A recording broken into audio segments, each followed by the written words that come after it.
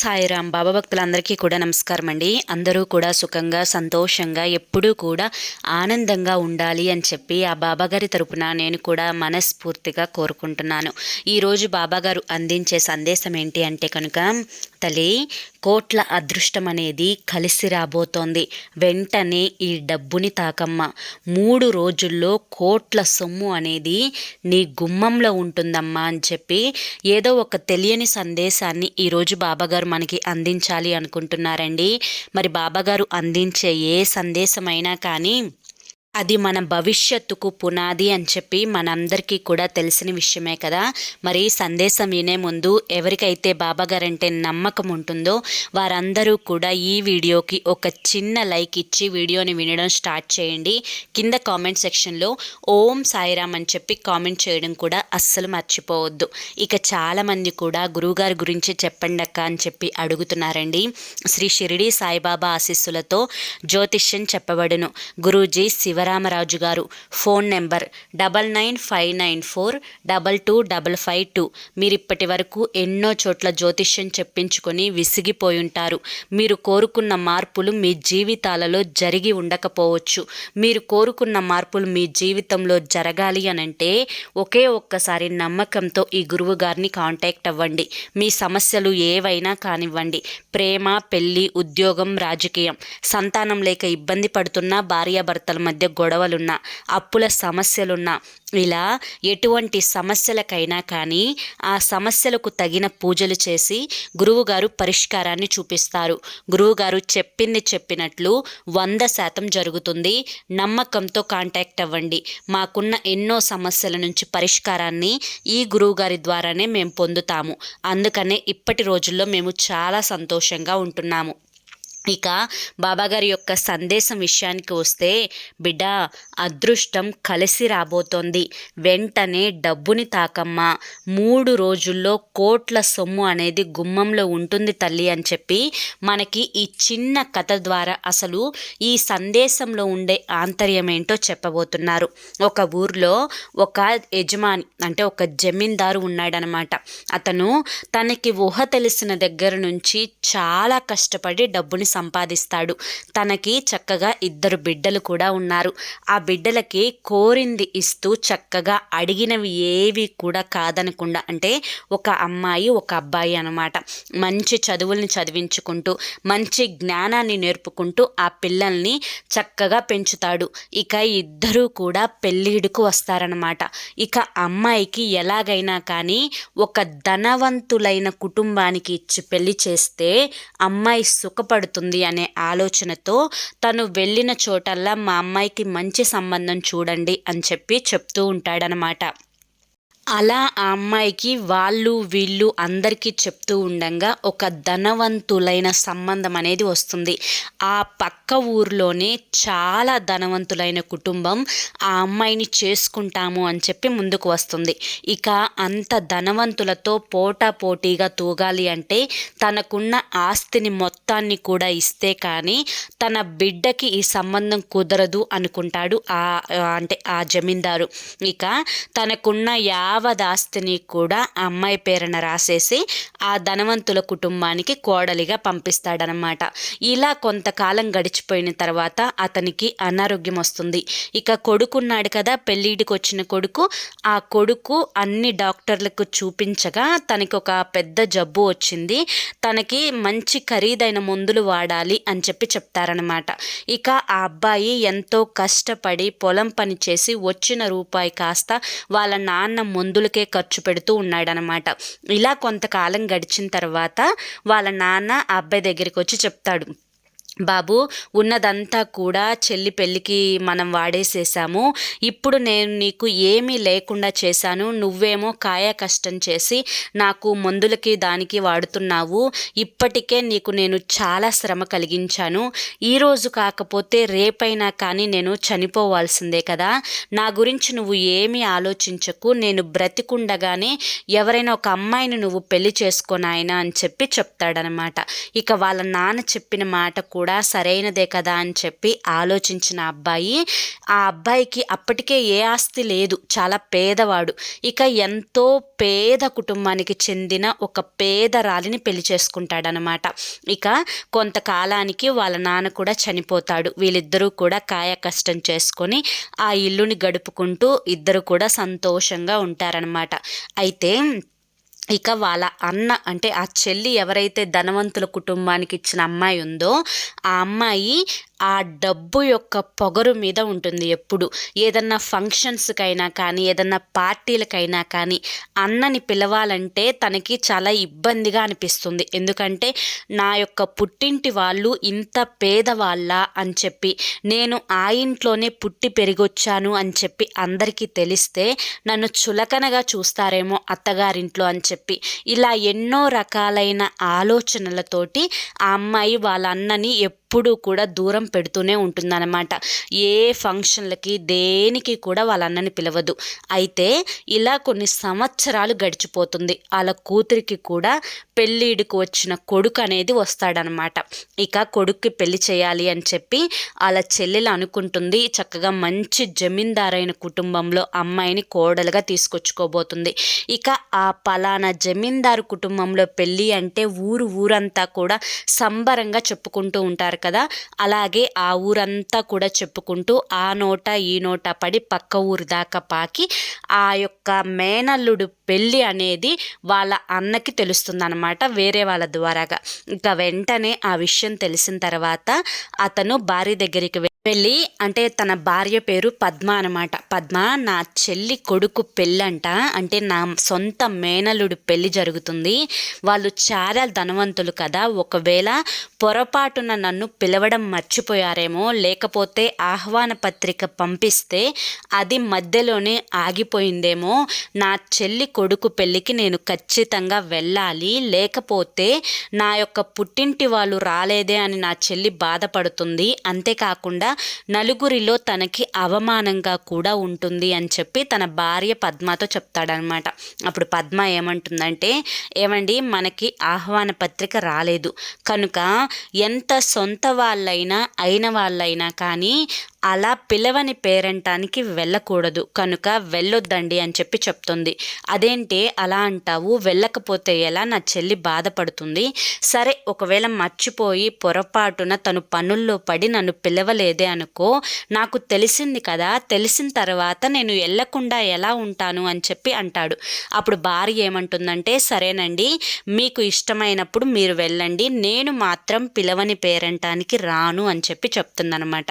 సరే నీ ఇష్టం అని చెప్పి ఇక తనకి ఉన్న దాంట్లో చాలా ఎక్కువ రేటు బట్టలు తన యొక్క మేనల్లుడు కోసం, తన చెల్లెల కోసం కొనుక్కొని వాటిని పెట్టెలో పెట్టుకొని తన చెల్లి ఇంటికి వెళ్తాడనమాట. తన చెల్లి ఇంటికి వెళ్ళి తన ఇంటి ముందు నుంచొని చెల్లెమ్మ అని చెప్పి పిలుస్తాడు. అలా పిలిచిన తరువాత చెల్లి బయటికి రాదు, చెల్లి తోడుకోడలు బయటికి వస్తుందనమాట. బయటికి వచ్చి, అన్న మీరు మా యొక్క తోడుకోడలు అన్న కదా, ఉండండి నేను ఇప్పుడే మీ చెల్లిని పిలుస్తాను అని చెప్పి లోపలికి వెళ్తుంది.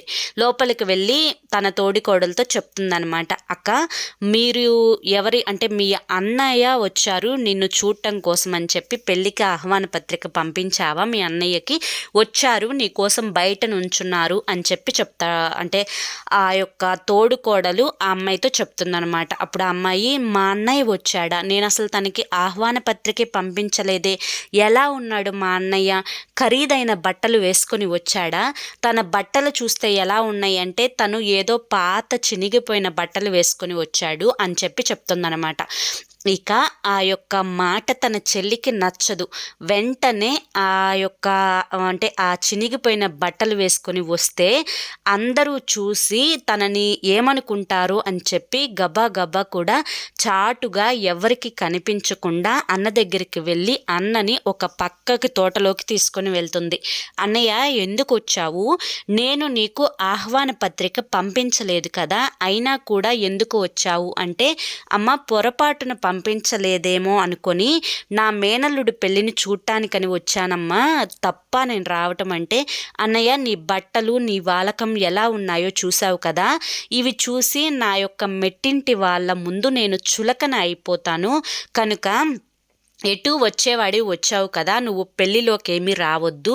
ఈ పెళ్ళి అయిపోయేంత వరకు చుట్టాలు పక్కాలు మా ఇంటిలో చాలామంది ఉన్నారు, వారందరి ముందు నువ్వు వెళ్ళటానికి వీల్లేదు. ఇక్కడ గది ఉంది తోటలో, ఆ గదిలోనే ఉండు.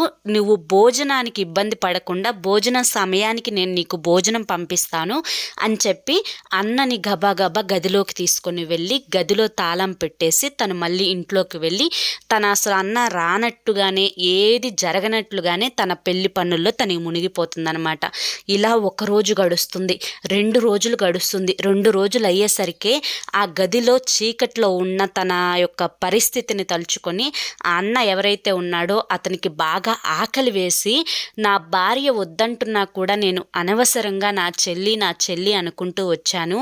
ఈ ఆకలితో నేను ఇక్కడే చనిపోయేటట్లు ఉన్నాను. నా భార్య బిడ్డలు ఏమైపోతారు నేను చనిపోతే అని చెప్పి పెద్దగా గదిలో కేకలు వేస్తాడనమాట. ఆ కేకలు విని అటుగా వెళ్తున్న తన తోడికోడలు ఆ యొక్క తలుపుని తీసి, అదేంటన్నయ్య మీరు ఈ గదిలో ఉన్నారు, ఎలా వచ్చారు అని చెప్పి అడుగుతుంది. తన యొక్క చెల్లెల గురించి చెప్తే తన చెల్లి పరువు ఏడపోతుందో అని చెప్పి, అమ్మా నేను మొన్న ఇక్కడికి వచ్చాను కదా, వచ్చినప్పుడు చాలా నీరసంగా అనిపించి విశ్రాంతి తీసుకోవడం కోసం ఈ గదిలోకి వచ్చాను. నేను నిద్రపోయాను. ఎవరో నేను గదిలో ఉన్నది గమనించక తలుపు తాళం పెట్టేసి వెళ్ళిపోయారు. 2 రోజుల నుంచి ఈ గదిలోనే ఉన్నానమ్మా. ఎవరన్నా వస్తారేమో తీస్తారేమోనని ఎదురు చూస్తున్నాను. నువ్వు కనుక తలుపు తీయకపోయినట్లయితే నా ప్రాణాలు ఈ గదిలోనే పోయాయమ్మా. చాలా కృతజ్ఞుణ్ణి నీకు అని చెప్పి ఆవిడికి, అంటే ఆ తోడుకోడలికి ధన్యవాదాలు చెప్పి అక్కడి నుంచి వెళ్ళిపోతాడనమాట. అలా వెళ్ళిపోయేటప్పుడు అలా దారిలో నడుస్తూ ఉండగా చాలా నీరసం వచ్చేస్తుంది అతనికి. ఎందుకంటే 2 రోజులైంది కదా అన్నం తిని. చాలా నీరసం వచ్చి కళ్ళు బైర్లు కమ్మి కళ్ళు తిరిగినట్లుగా అనిపించి సడన్గా కింద పడిపోబోతుంటే వెంటనే ఒక ముసలావిడ వచ్చి అతన్ని పట్టుకుంటుంది. ఇక 3 గంటల తర్వాత అతను కళ్ళు తెరిచి చూస్తాడు. కళ్ళు తెరిచి చూసేసరికి ఎదురుగా ఒక పెద్ద ఆవిడ ఉంటుంది. అమ్మా నేను ఎక్కడ ఉన్నాను, నాకు ఇలా జరిగింది అని జరిగిందంతా కూడా ఆవిడతో చెప్తాడనమాట. సరే నాయన, ఇవన్నీ కూడా అనవసరం, ఇప్పుడు జరిగిందేదో జరిగిపోయింది, నువ్వు బాగా ఆకలి మీద ఉన్నట్లున్నావు, ఇదిగో ఈ పండ్లు తిను అని చెప్పి 2 పండ్లని ఆవిడ అతనికి ఇస్తుందనమాట. ఆ పండ్లని తింటాడు. తిని, అయ్యా నువ్వు ఆకలి వేస్తే దారిలో తినవచ్చు, కొన్ని పండ్లని సంచిలో వేసుకొని వెళ్ళు, ఇంట్లో నీకు భార్య బిడ్డలు ఉన్నారు కదా వారికి కూడా కొన్ని పండ్లను కోసుకొని వెళ్ళు అని చెప్పి ఆ పండ్లున్న చెట్లను చూపిస్తుంది. ఆ చెట్లుకున్న పండ్లని ఆ సంచి నిండా కోసుకొని వెళ్తాడనమాట. వెళ్ళేటప్పుడు, అయ్యా నీకు ఒక 9 విషయాలు చెప్తాను, ఈ 9 విషయాలు కనుక నువ్వు గుర్తుంచుకుంటే జీవితంలో నీకు ఎటువంటి బాధలు రావు అని చెప్పి 9 విషయాలు చెప్పి అతన్ని పంపించేస్తుందనమాట. ఇక అతను వెళ్ళిన తర్వాత వాళ్ళ భార్య ఎదురొచ్చి ఆ సంచిని తీసుకుంటుంది. ఇదిగో మా చెల్లి నాకు ఈ కాయలు ఇచ్చి పంపించింది, ఈ కాయలు లోపల పెట్టు పిల్లలు తింటారు అని చెప్పి ఆ సంచి ఇచ్చి పంపించిన తర్వాత ఇక ఆ సంచి తీసి ఆ లోపలికి తీసుకొని వెళ్ళి పిల్లల్ని పిలుస్తుంది కాయలు తినడానికి అని చెప్పి అందులో నుంచి తీస్తే ఆ సంచి నిండా కూడా బంగారపు కాయలు. ఇక దానిమ్మ కాయలను ఒలిచి చూస్తే అందులో వజ్రాలు వైడూర్యాలు, అవన్నీ కూడా కొన్ని కోట్ల విలువ చేసే బంగారు ఆభరణాలు, బంగారు కాయలు, వజ్రాలు, ఆభరణాలు ఇవన్నీ కూడా ఆ సంచి నిండా ఉంటాయి. వెంటనే పెద్దగా అరుస్తుంది. ఏంటి అని చెప్పి గబా అతను ఆ లావిడ దగ్గరికి వెళ్తాడనమాట. అంతలోనే బయటకు వచ్చేస్తుంది గదిలో నుంచి. ఏమండి మీ చెల్లి ఇచ్చిన కాయలేనా అవి అని అంటే, అవును మా చెల్లి ఇచ్చిన కాయలే అవి, మా చెల్లి ఏదైతే ఇచ్చిందో అవే తీసుకొని ఇంటికి వచ్చాను అని చెప్పి చెప్తుందనమాట. మీ చెల్లి చాలా మంచిదండి, మీ చెల్లి మన యొక్క పేదరికమైన స్థితిని చూసి మన కోసం ఏం పంపించిందో మీరే ఒక్కసారి లోపలికి వచ్చి చూడండి అని చెప్పి అతను చేయి పట్టుకొని లోపలికి తీసుకొని వెళ్తే ఆ సంచిలో నుంచి ఆ కాయలను చూసి అతను కూడా షాక్ అవుతాడనమాట. ఇక అతనికి జరిగిందంతా కూడా అర్థమైపోతుంది. దారిలో తనని ఆపింది లక్ష్మీదేవి అని చెప్పి, లక్ష్మీదేవి తన యొక్క కష్టాలను చూసి ఈ విధంగా కరుణించింది అని చెప్పి. కానీ ఆ యొక్క భార్యతో ఏది కూడా చెప్పడు. ఎందుకంటే తన చెల్లి విలువగా ఉండాలి అన్న ఉద్దేశంతో అవి తన చెల్లి ఇచ్చి పంపించింది అన్నట్లుగా అతను కూడా ఉంటాడనమాట. ఇక ఆ యొక్క వాటిని కొన్నిటిని అమ్ముకొని తను మంచిగా ఒక పెద్ద జమీందారు ఇల్లు కట్టుకుంటాడు, కార్లు కొనుక్కుంటాడు, తన కింద నౌకర్లను పెట్టుకుంటాడు, ఒక వ్యాపారాన్ని మొదలు పెట్టుకుంటాడు. అతని యొక్క ఊరిలోనే ఒక పెద్ద జమీందారుగా కొంతకాలానికే అతను స్థిరపడిపోతాడనమాట.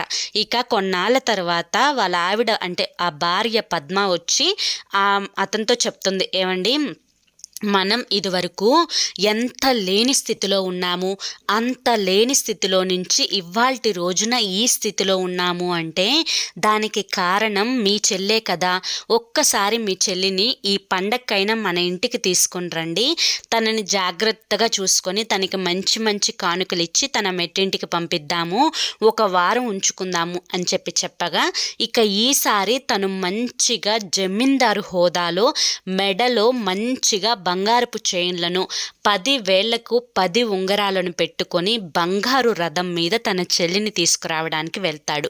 బయట నుంచొని చెల్లెమ్మ అని కేకేస్తాడనమాట. అప్పుడు తన తోడుకోడలు బయటికి వచ్చి, అన్నయ్య మీరా ఉండు, మీ చెల్లిని పిలుస్తాను అని చెప్పి లోపలికి వెళ్ళి మీ యొక్క అన్నయ్య వచ్చారు అని చెప్పి తన చెల్లితో చెప్తుందనమాట. ఎలా వచ్చారు? మా అన్నయ్య మళ్ళీ పేదరికంలో నుంచి చినిగిన బట్టలు వేసుకొని వచ్చారా అని చెప్పి తను చాలా గర్వంగా మాట్లాడుతుంది. అప్పుడు అలా రాలేదు, ఈసారి తను బాగా జమీందారు లాగా వచ్చాడు, అది కూడా బంగారు రథంలో వచ్చాడు అని చెప్పి చెప్పంగానే పరుగున తన అన్నయ్య దగ్గరికి వెళ్ళి తన యొక్క స్థితిగతులను చూసి దాన్ని పట్టి తన అన్నయ్యని ఇంట్లోకి తీసుకొని వెళ్ళి తనకి మంచి నీళ్ళు పండ్ల రసాలు ఇచ్చి మంచిగా చూసుకుంటుంది. చెల్లెమ్మ నువ్వు నాతో పాటు మా ఇంటికి వస్తే ఒక వారం రోజులు ఈ పండగ వెళ్ళిపోయేంత వరకు అక్కడే ఉండి వద్దు గని అని చెప్పి చెప్తాడనమాట. అప్పుడు సరే అన్నయ్య అని చెప్పి క్షణం కూడా ఆలోచించకుండా తన అత్తమామలకు తన భర్తకు చెప్పి వెంటనే బయలుదేరి వెళ్తుందనమాట. ఇక చక్కగా మంచిగా తనకి విందు భోజనాలు పెట్టి చాలా దర్జాగా భార్యాభర్తలు ఇద్దరూ కూడా తన చెల్లిని చూసుకుంటారు.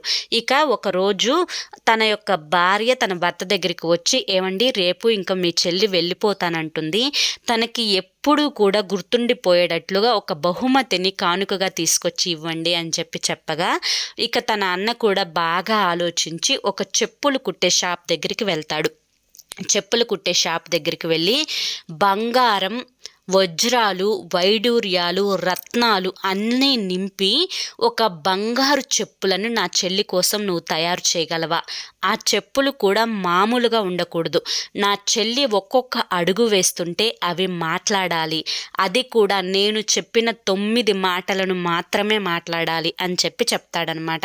అలా నువ్వు చేయగలవా అని చెప్పి ఆ చెప్పులు కుట్టే వ్యక్తిని అడుగుతాడు. అప్పుడు ఆ చెప్పులు కుట్టే వ్యక్తి నేను చక్కగా చేయగలను, కాకపోతే దానికి డబ్బు చాలా ఎక్కువ అవుతుంది అని చెప్పి చెప్తాడు. ఎంత డబ్బైనా కూడా పర్లేదు, కానీ నేను చెప్పిన విషయాలన్నీ కూడా అందులో ఉండాలి అని చెప్పి చెప్పగా ఆ 9 విషయాలు చెప్పులు కుట్టే వ్యక్తికి చెప్తాడు. అందులో మొదటిది, ఎంత ధనం ఉన్నా కానీ మానవత్వం లేని అజ్ఞానులు ఎప్పుడూ కూడా పేదరికం అంచులలోకి వెళ్ళిపోతారు. అంటే ఎంత డబ్బు ఉన్నది అన్నది ఎప్పుడూ ముఖ్యం కాదు, మనిషికి మానవత్వం ఉండాలి, అదేవిధంగా అజ్ఞానం లేకుండా ఉండాలి. అలా ఉంటేనే వాళ్ళు చక్కగా ఉంటారు, ధనవంతులుగా ఉంటారు, లేకుంటే పేదరికంలోకి వెళ్ళిపోతారు. ఇక రెండవది, మానవుడు ఏదో ఒక పని చేయడానికి ఎప్పుడూ కూడా కృషి చేస్తూ ఉండాలి. ఎప్పుడు మనిషి అన్న తరువాత ఏదో ఒకటి చెయ్యాలి, అలా సోమరిపోతులాగా పడుకొని ఉండకూడదు. ఇక మూడవది, ఏ పని చేసినా కానీ ఆ పనిలో తనకంటూ ఒక ప్రత్యేకతను, ఒక గుర్తింపును తెచ్చుకోవాలి.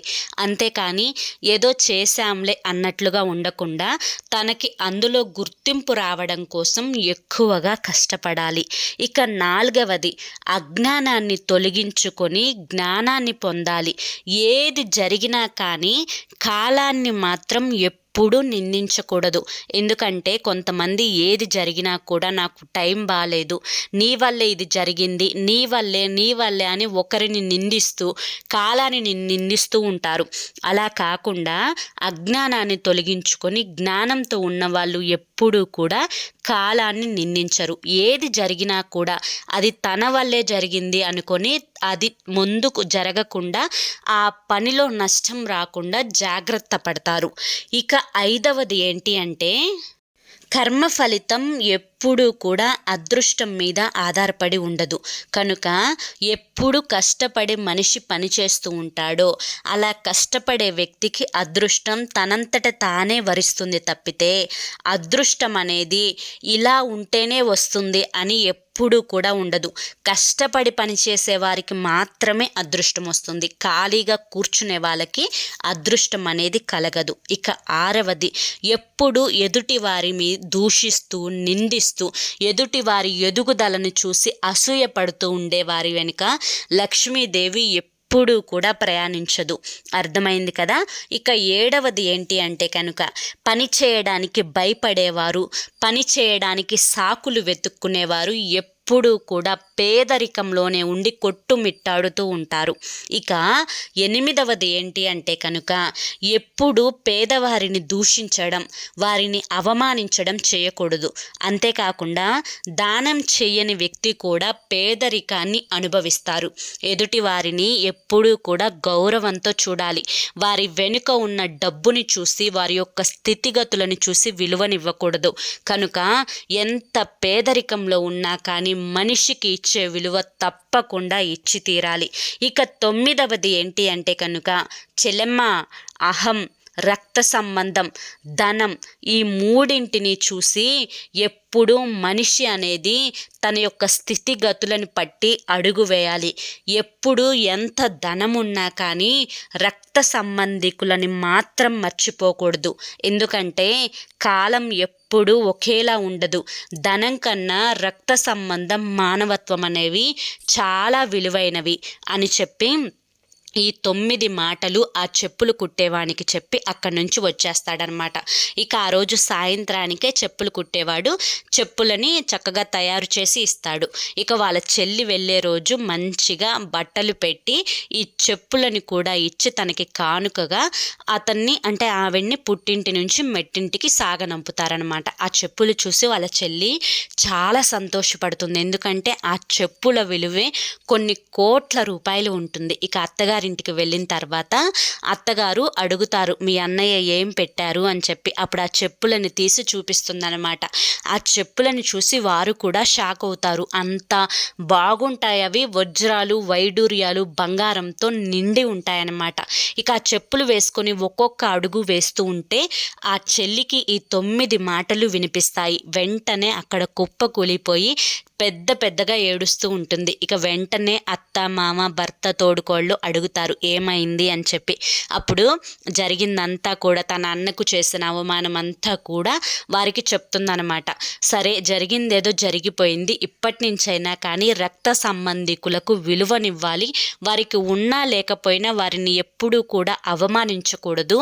వారిని ప్రేమగా చూసుకోవాలి. ఎటువంటి సహాయం చేయకపోయినా కానీ వారిని మాత్రం అవమానించే హక్కు నీకు లేదు అని చెప్పి చెప్తారు.